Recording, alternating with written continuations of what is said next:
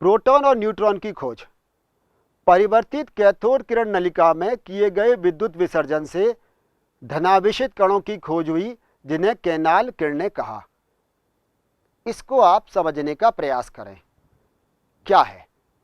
वही लिए discharge tube. इसमें कह रहे हैं ये परिवर्तित कैथोड किरण नलिका। इसमें इन्होंने क्या किया, देखो इन्होंने क्या किया कि अब जो एनोड लगाया वो थोड़ा आगे की तरफ लगाया और कैथोड को कर दिया इन्होंने परफोरेटेड। परफोरेट मतलब छिद्र युक्त। क्या परिवर्तन किया, कैथोड इन्होंने यहां पर कर दिया परफोरेटेड या फिर छिद्र युक्त कर दिया, और एनोड लगाया, गैस भरी, वही कम दाब और उच्च विभव लगाया। तो उन्होंने देखा कि कैथोड से तो रेज निकल रही हैं, लेकिन उसके साथ साथ उन्होंने देखा कि कैथोड के पीछे भी कुछ निशान उन्हें मिले। इसका मतलब उन्होंने कहा कुछ किरणें एनोड से भी निकलती हैं। उसके लिए उन्होंने क्या किया था, परफोरेटेड लिया था, छिद्र युक्त लिया था। तो इन छिद्रों में से होकर वो पीछे की तरफ उसमें जिंक सल्फाइड के पर्दे पर या फ्लोरोसेंट ट्यूब पर हमें यहाँ निशान मिले। तब उन्होंने कहा इसका मतलब केवल कैथोड से ही किरणें नहीं निकलती हैं, बल्कि एनोड से भी किरणें निकलती हैं, और ऐसी किरणों को उन्होंने क्या कहा, कैनाल रेज कहा। यहां अंतर आप देख लें और समझें। कैथोड किरणें किन्हें कहा, जो कैथोड से निकलती हैं। एनोड किरण किन्हें कहा, जिन्हों की एनोड से निकलती हैं। क्या किया था परिवर्तन के नाम पर, यहां पर उन्होंने परफोरेटेड कैथोड ले लिया था। अब एक और अंतर देखिए। इसमें अंतर यह कि जब वहां पर जब हमने कैथोड रेज की बात कर रहे थे और इलेक्ट्रिकल फील्ड लगाया था, तो वो जो किरण थी वो धनावेशित प्लेट की ओर मुड़ गई थी, पॉजिटिवली चार्ज प्लेट की ओर। और यहां जब इलेक्ट्रिकल फील्ड लगाया तो ये जो किरणें थी ये निगेटिवली चार्ज प्लेट की ओर मुड़ी। कैथोड किरणें कहां मुड़ी थी, पॉजिटिवली चार्ज प्लेट की ओर, और ये कहां मुड़ी, निगेटिवली चार्ज प्लेट की ओर। इसका मतलब उनका जो कैथोड किरणें थी वो कैसी थी, निश्चित रूप से वो ऋणावेशित रही होंगी, तभी वो धनावेशित प्लेट की ओर मुड़ी, और ये निश्चित रूप से धनावेशित होंगी तभी वे ऋणावेशित प्लेट की ओर मुड़ी हैं। एक और बात, हमने जब कैथोड किरण की बात कर रहे थे तो हमने कहा था कि कैथोड किरणें इस बात पर निर्भर नहीं करती हैं कि उस डिस्चार्ज ट्यूब में या विसर्जन नलिका में कौन सी गैस भरी गई है, जबकि एनोड रेज, जिनको हम कैनाल रेज कह रहे हैं, जो एनोड से निकल रही हैं, वो इस बात पर निर्भर करती हैं कि उस विसर्जन नलिका में कौन सी गैस भरी हुई है। तो अंतर समझ में आ गया। कैथोड से निकलने वाली किरणें कैथोड रेज कहलाई, ये ऋणावेशित थी क्योंकि धनावेशित प्लेट की ओर मुड़ गई, और साथ में हमने ये कहा कि यह उस बात पर निर्भर नहीं करती थी या कि उस विसर्जन नलिका में कौन सी गैस भरी हुई है, उसकी प्रकृति पर निर्भर नहीं करती हैं।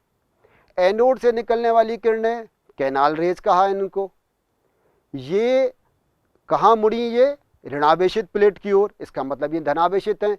और तीसरी बात ये कि ये जो विसर्जन नलिका में जो गैस भरी है उसकी प्रकृति पर निर्भर करती हैं। कणों के आवेश तथा द्रव्यमान का अनुपात उस गैस पर निर्भर करता है जिससे ये उत्पन्न होते हैं।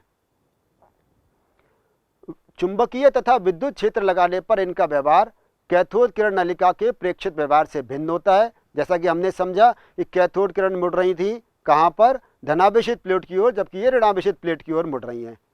जैसे हमने इलेक्ट्रॉन का द्रव्यमान निकाला था, उसी प्रकार से यहाँ प्रोटॉन का द्रव्यमान निकालेंगे। तो वहां भी यही किया था कि आवेश में, यानी कि ई में ई बाई एम ई से इसको डिवाइड कर दिया था। यहाँ भी वही करेंगे। आवेश इसका है 1.6022 इंटू 10⁻⁻19 कूलम्स, और ई बाई एम ई की जो इसकी वैल्यू आई वो थी 9.579 इंटू 10⁻⁴ कूलम्स किलोग्राम -1। इससे जो प्रोटॉन का द्रव्यमान आया वो था 1.672 इंटू 10⁻⁻27 किलोग्राम। तो अंतर देख ले, वहाँ आया था 9.11 10⁻31 किलोग्राम इलेक्ट्रॉन का, जबकि यहाँ आ रहा है 1.672 इंटू 10⁻⁻27 किलोग्राम। तो ये थी प्रोटॉन की खोज। इसके बाद न्यूट्रॉन की खोज हुई। 1932 में चैडविक ने बेरिलियम पर अल्फा कणों का प्रहार किया और उससे न्यूट्रॉन की खोज हुई। ये कण प्रोटॉन की तुलना में कुछ अधिक भार वाले लेकिन विद्युत उदासीन थे। किया क्या इन्होंने, बेरिलियम पर अल्फा पार्टिकल मतलब हीलियम का न्यूक्लियस, हीलियम का नाभिक, यानी कि 2He4, उस पर उन्होंने प्रहार किया तो उससे बनने वाला एक ऐसा कण मिला जिस पर कोई आवेश नहीं था और लेकिन उसका भार था, और भार कितना था? प्रोटॉन की तुलना में थोड़ा सा ज़्यादा। तो उन्होंने कहा इसका मतलब जो एटम है या परमाणु है उसमें इलेक्ट्रॉन और प्रोटॉन के अलावा एक कण और है जिस पर कोई आवेश नहीं है, लेकिन उसका जो द्रव्यमान है वो प्रोटॉन के द्रव्यमान की तुलना में थोड़ा सा ज़्यादा है। हालांकि इलेक्ट्रॉन का द्रव्यमान था वो काफ़ी कम था, आपने देखा था वो किस रेंज में था? 10⁻³ किलोग्राम, और जबकि प्रोटॉन का जो द्रव्यमान है वो 10⁻27 किलोग्राम है। तो उन्होंने देखा कि इलेक्ट्रॉन पर आवेश -1 था, प्रोटॉन का आवेश +1, और ये जो न्यूट्रॉन थे इन पर किसी प्रकार का कोई आवेश नहीं था, ये विद्युत उदासीन थे। यहाँ आप एक कंपैरेटिव टेबल देख रहे हैं, इलेक्ट्रॉन को स्मॉल ई से प्रदर्शित किया है, इसका आवेश देखें -1.6022 × 10⁻19 कूलम्स, इसका जो रिलेटिव चार्ज या सापेक्ष आवेश है वो -1, इसका द्रव्यमान 1.9093 × 10⁻31 किलोग्राम, इसका द्रव्यमान 0.0005486 AMU, या जिसको बाद में उन्होंने कहा 0U माना है। प्रोटॉन देखें स्मॉल p से रिप्रेजेंट करते हैं, इसका आवेश वही है जो इलेक्ट्रॉन का था, लेकिन यहाँ धन चिन्ह से दिखाते हैं या प्लस से दिखा रहे हैं। देखें यहाँ माइनस की जगह प्लस लगा हुआ है, +1.6022 × 10⁻19 कूलम्स। वहाँ सापेक्ष आवेश -1 था, यहाँ सापेक्ष आवेश क्या कह दिया हमने? +1, क्योंकि हमने कहा था ये धनावेशित करना है। और इसका जो द्रव्यमान है ये इलेक्ट्रॉन की तुलना में काफ़ी अधिक है। आप देखें ये 1.67262 × 10⁻27 किलोग्राम है, जो -10⁻31 किलोग्राम इलेक्ट्रॉन के भार से काफ़ी अधिक है। और इसका द्रव्यमान देखें U में, एटॉमिक मास यूनिट में, वो है 1.00727, जिसे 1 माना गया।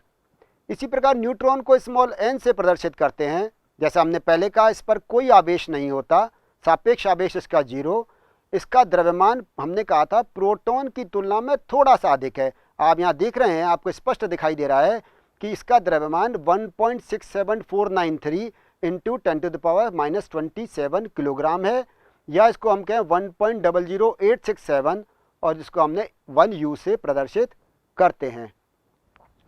थॉमसन मॉडल, थॉमसन ने सबसे पहले एटॉमिक मॉडल दिया था 1904 में। उनके अनुसार परमाणु जिसकी त्रिज्या लगभग 10⁻10 मीटर में धनावेश समान रूप से वितरित रहता है, तथा इसमें इलेक्ट्रॉन इस प्रकार वितरित रहते हैं कि स्थायी विद्युत अवस्था प्राप्त हो सके। इस मॉडल को उन्होंने प्लम पुडिंग मॉडल अथवा रेजिंग पुडिंग मॉडल कहा।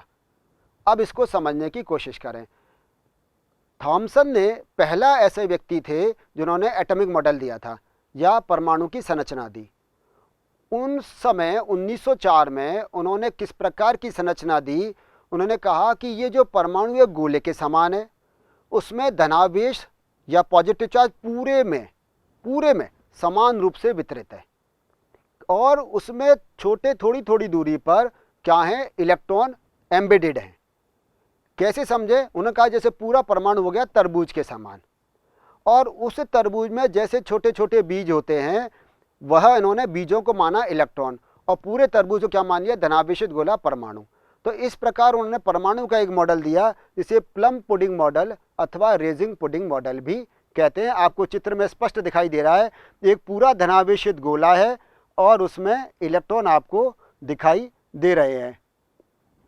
इस मॉडल की कमियां: परमाणु के द्रव्यमान को परमाणु में समान रूप से वितरित माना, यह एक स्थैतिक मॉडल है जो इलेक्ट्रॉन की गतिशीलता को नहीं दर्शाता, यह परमाणु के स्थायित्व की व्याख्या नहीं करता है। देखो, ये आप जानते हैं इस समय विज्ञान ने जो प्रगति की है उसके बाद हम समझ गए हैं कि परमाणु का धनावेशित भाग उसके केंद्र में स्थित है, जिसको हम नाभिक कहते हैं, जबकि इन्होंने क्या कहा था कि ये धनावेश पूरे में फैला हुआ है।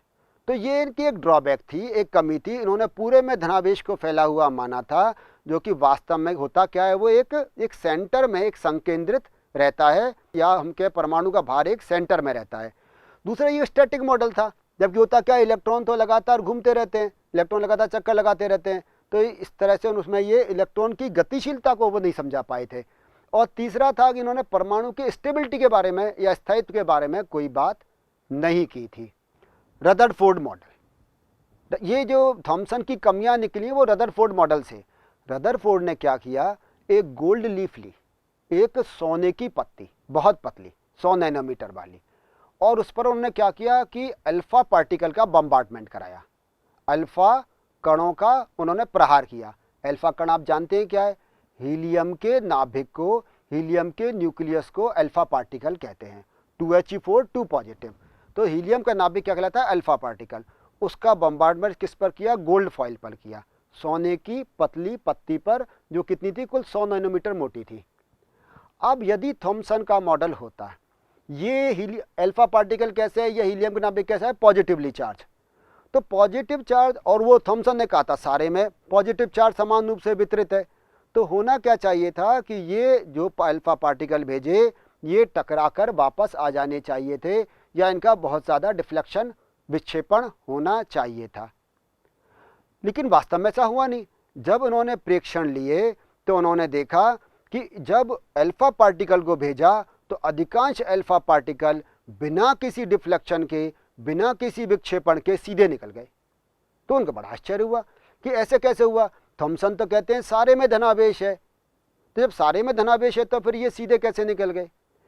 फिर कुछ जो अल्फा कण थे, अल्फा पार्टिकल ऐसे थे जो कुछ एंगल से डिफ्लेक्ट हो गए या विक्षेपित हो गए, और 20,000 में से एक, लगभग ऐसा माना कि 20,000 में से एक अल्फा पार्टिकल टकराकर वापस आ गया। ये रदरफोर्ड के लिए बड़ी आश्चर्यजनक घटना थी।